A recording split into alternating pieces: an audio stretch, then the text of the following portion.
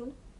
Donc par exemple, le cas le plus fréquent, ce sont des câbles. Alors on a différents types de câbles. Donc là, on a des câbles de précontrainte, donc sur un ouvrage d'art par exemple. Donc des haubans. Là, c'est une photo du viaduc de Millau. Donc tous ces éléments-là travaillent en traction. Viaduc de Millau à nouveau. Donc on voit bien ces éléments en traction ici. Donc les câbles de haubanage. On peut également avoir des structures provisoires pour la réalisation d'ouvrages. Par exemple, ici, on est en train de réaliser le pont de l'île de Ré, qui ne sera pas du tout une structure à haubaner. Et donc, on a utilisé un élément provisoire pour amener ce qu'on appelle les voussoirs, c'est-à-dire des éléments du pont.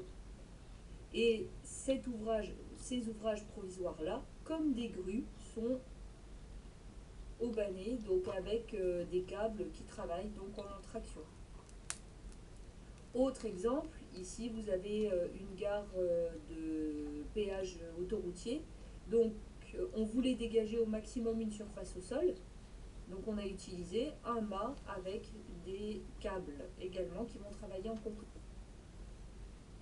On voit ici donc un passage de câble, voilà, donc pareil, qui travaille en traction. D'autres types de câbles peuvent être les câbles de précontrainte, donc ils peuvent être cachés à l'intérieur d'une structure. Donc on appelle quand même ça des câbles de précontrainte extérieurs parce qu'ils ne sont pas noyés dans le béton.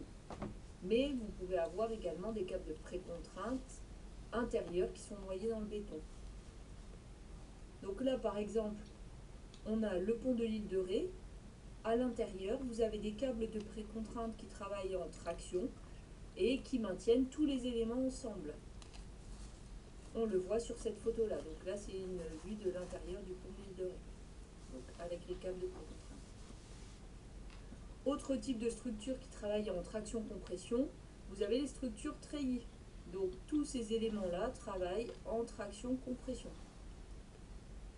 Même chose ici, c'est ce qu'on appelle des poutres treillis. Donc on peut en faire des ouvrages d'art, quelles que soient les dimensions. Là, on est un peu plus dans le bâtiment, mais on reste quand même, vu la taille de l'ouvrage, dans des travaux publics. Donc des éléments qui travaillent également en traction-compression avec une structure treillis.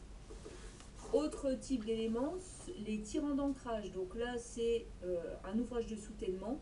Pour empêcher qu'il se renverse, on va mettre des tirants d'ancrage, donc qui vont avoir un rôle d'accrochage à l'intérieur du terrain. Donc eux, ils vont travailler en traction. Des éléments qui vont travailler en compression, on a les butons. C'est ce qu'on appelle des butons. Donc là, on a une tranchée couverte. Une fois qu'elle sera refermée, il y aura un plancher ici qui va venir terminer l'ouvrage. Donc en phase provisoire, pour éviter le renversement des parois dû à la pression des terres qui est de l'autre côté, on utilise des butons.